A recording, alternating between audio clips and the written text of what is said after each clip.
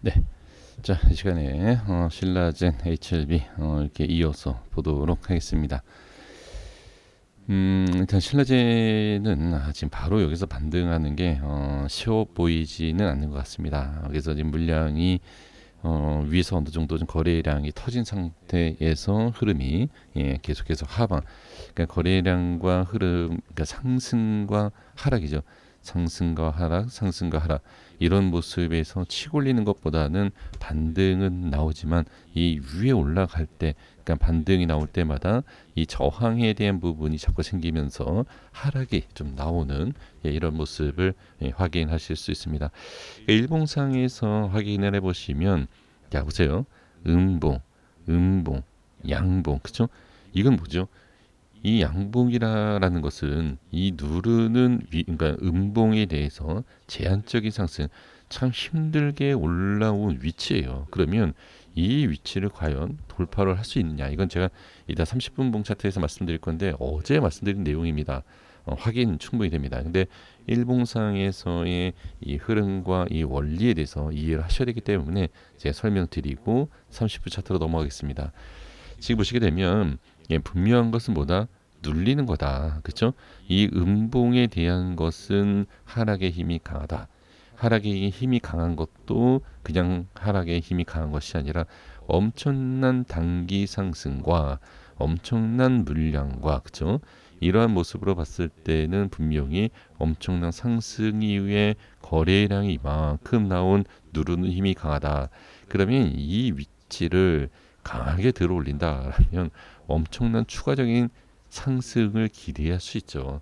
근데 지금 상황에서 봤을 때는 상당히 좀 무리가 되는 모습은 분명하다. 그래서 기본적인 꼭 원리를 이해를 해주셔야 돼요. 그래서 우리 투자자분들의 대부분 저처럼 이렇게 기술적인 부분, 차트적인 부분을 이해하시고 이걸 바탕으로 매매하시는 것이 아니라 신라제는 뭐 한다.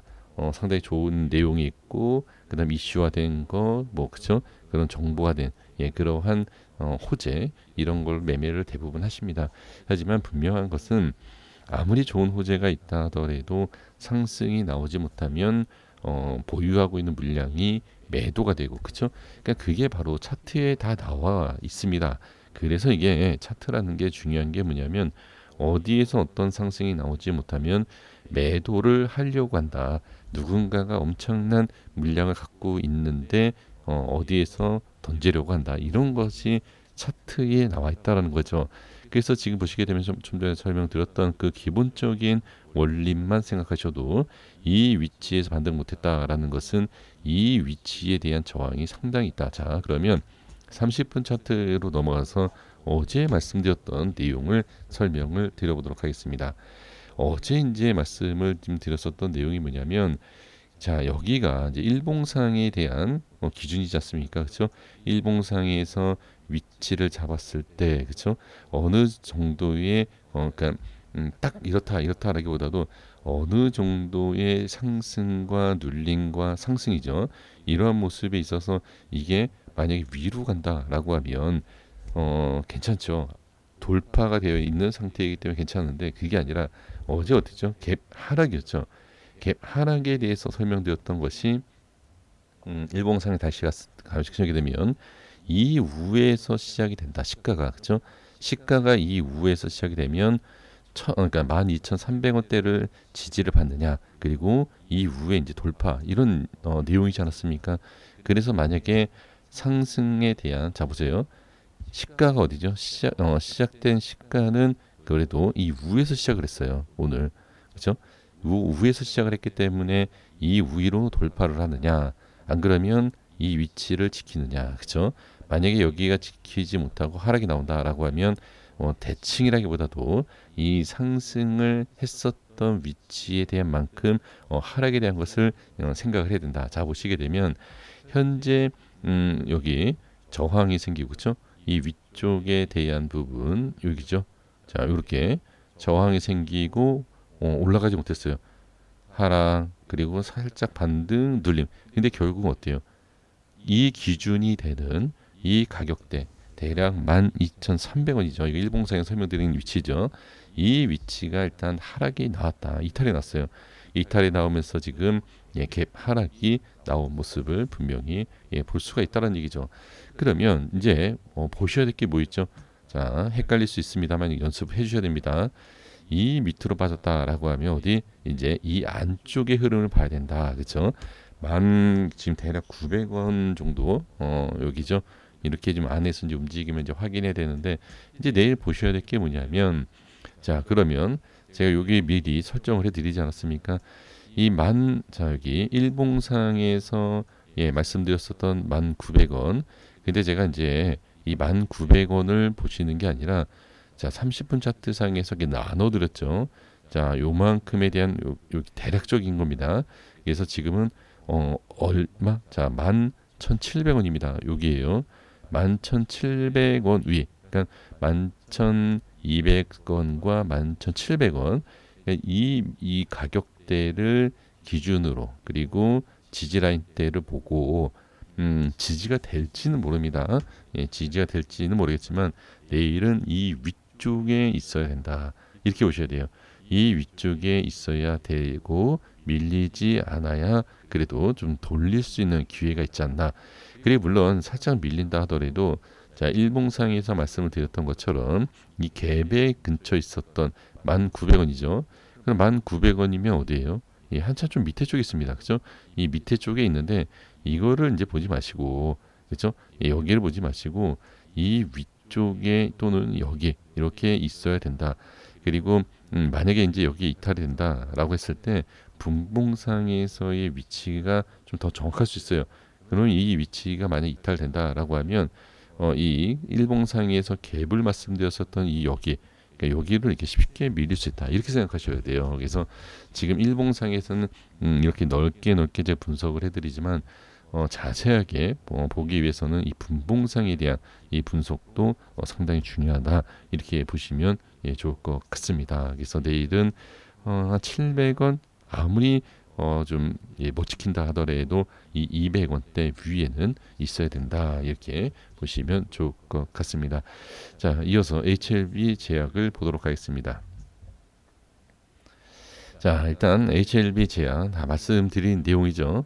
저항이 생긴 부분 반등이 있고 저항이 생기고 추가적으로 이렇게 들어올리는 모습이 아니라 좀 약해지는 저항 이후에 좀 약해지는 모습이고 또 시간에 약간 또 빠지는 모습을 볼 수 있습니다. 제약은 그나마 좀 강합니다. 그게 다행이고요. 그래서 200일선 위쪽에 좀 있는지 이렇게만 보시면 좋을 것 같고요. 자 생명과학 보겠습니다. 생명과학도 지금 이탈이 되면 안 된다 이런 말씀드렸는데 좀 이탈이 나왔어요. 이탈이 나왔기 때문에 반등이 좀 반드시 나와야 된다.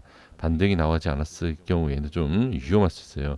그래서 현재 상황에서 이 위치 전저점 이게 아닙니다. 이게 아니라 전체적인 흐름에 대해서 지금 무너지기 시작을 한 거기 때문에 반드시 반등이 좀 필요하고 점점점 밀리게 된다라고 하면 이전과 같이 이런 상승을 기대하는 것보다 조금 시간이 좀 걸릴 수 있지 않을까 이렇게 보셔야 돼요. 그래서 지금은 반드시 좀 반등이 그리고 돌림이 좀 필요하지 않나 이렇게 좀 보여집니다. HLB도 바로 보겠습니다. 마찬가지예요. HLB도 지금 그나마 200일선 위에 이렇게 좀 있어서 다행이긴 합니다만 전체적인 이 그림으로 봤을 때는 좀 하락이 좀 방향이 시작된 모습을 분명히 확인할 수가 있어요. 그래서 지금 상황에서 이제 HLB 그룹, 그러니까 제약이 좀 그나마 좀 괜찮은 것 같은데 HLB와 생명과 이 두 종목이 글쎄 지금 반등이 좀 바로 나와야 되지 않을까. 그래서 지금은 추세라기보다도 흐름이 하락에 대한 흐름을 타고 있다 이렇게 보셔야 돼요. 그래서 이걸 무시를 해야 됩니다. 그러니까 무시를 한다라는 게 우리가 대응을 하는 거에 있어서 무시가 아니고 이 흐름 자체가 하락이 나오든 자 상승 이후에 이 하락이 나오는 거 있지 않습니까? 이 하락이 나오는 것을 무시하고 이렇게 상승이 나와야 된다는 얘기예요. 주가의 흐름이 이 하락의 흐름을 무시하고 들어 올리는 이런 모습이 나와야 된다. 그러니까 우리가 이 종목의 이 흐름을 무시하는 게 아닙니다. 이 흐름에 대해서 좀 계속해서 지켜보셔야 되고 계속해서 확인하셔야 돼요. 그래서 이걸 무시한다라는 것은 이 하락의 힘, 누르는 힘을 이 종목이 무시하고 들어올려야지만이 그나마 좀 좋은 흐름을 만들 수 있다라는 것을 다시 한번 말씀을 드려봅니다. 그래서 지금 흐름은 분명히 하락 흐름으로 전환됐기 때문에 상승으로 좀 바뀌는 모습을 빨리 기대를 해보고 그런 모습이 나와야지, 그렇지 않으면 추가적인 하락을 우리가 계속해서 볼 수밖에 없다, 이렇게 보셔야 돼요. 그래서 자, 이때 말씀드렸죠. 좋은 위치이고 상승할 수 있는 위치다. 바로 상승하고 어때요? 이게 밀리면 안 된다. 그래서 이때도 말씀드렸던 게 그러니까 상승하고 나서 말씀드린 게 아니죠. 이날 말씀드린 거죠. 이날 말씀드렸던 것이 상승은 할 수 있지만 추가적인 상승은 쉽지 않다라는 거죠. 저항이라든지 흐름 자체가. 그래서 이 흐름이 나올까봐 제가 미리 말씀드렸던 거, 그러니까 손절, 매도 이런 건 제가 말씀드리지 않지만 이렇게 상승이 나오고 이렇게 빠진 걸 봤을 때 단기적인 흐름이지만 만약에 혹시 단기 대응하시는 분들은 여기에서 매도할 거 이런 생각 하시지 않습니까? 그래서 제가 그 여러 가지 상황에 대해서 말씀드렸는데, 자, 이런 상황에서 일단은 하락에 대한 부분으로 좀 꺾인 것이다. 그래서 반등이 나와야 된다. 이렇게 생각을 해주시면 좋을 것 같습니다. 자, 여기까지 말씀드리고 정리하도록 하겠습니다. 자, 구독과 좋아요 부탁드리겠습니다. 감사합니다.